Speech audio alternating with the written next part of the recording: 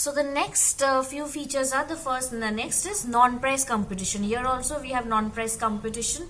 So if the question comes, which are the two market forms which incur non-price competition and selling cost, it will be monopolistic competition and oligopoly. So here also we have non-price competition. To avoid the price cuts and price rise, all these price competition, what does oligopoly firms do? They enter into non-price competition. That means, what did I say in the earlier video regarding monopolistic competition? They give gifts.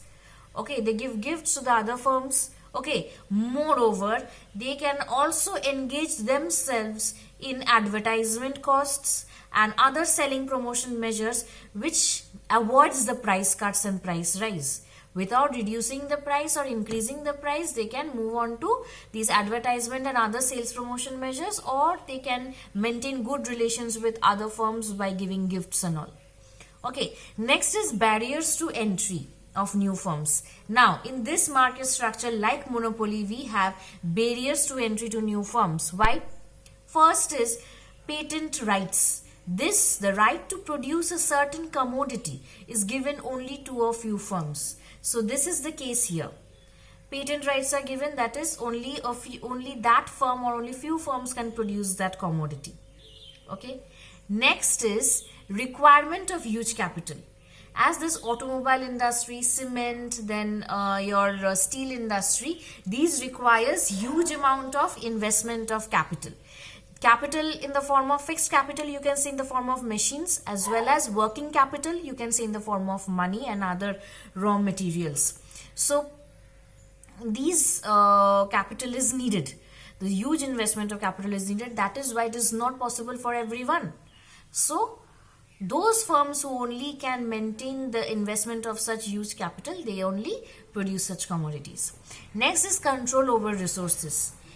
Availability of the resources and ability of getting those resources is another factor which restricts the new firms. All the firms may not be allowed to avail those resources needed for the production of these commodities. So that is why only a few firms are allowed to avail these, to get these resources. So that is why they have control over this resource and they only can produce this commodity.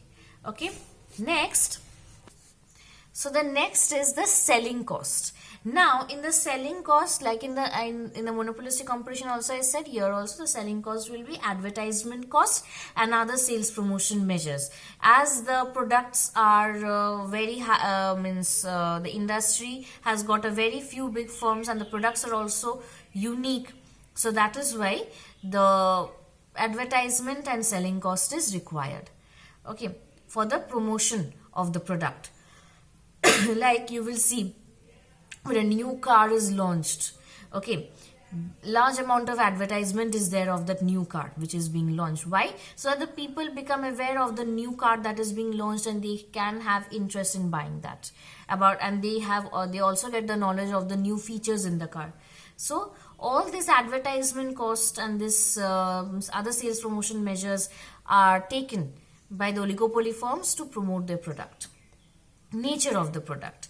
In the nature of the product, we will differentiate oligopoly into two parts: pure oligopoly and perfect oligopoly and imperfect oligopoly.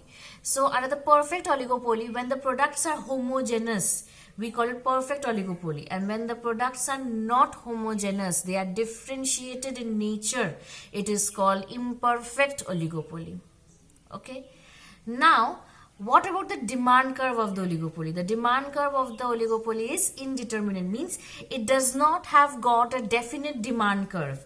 We cannot say that the demand curve is a straight line or it is downward sloping. It has got an indeterminate, means indefinite demand curve, because we don't know if the price, suppose if Hero Honda, or you can say if Maruti increases the price of its product, okay, how will Ford react? We don't know. Ford may increase the price or decrease the price. It depends upon the Ford brand. So as we do not know how the other firms will react, so that is why we cannot determine the demand curve. Okay, So now the rest part I will be discussing in the next video.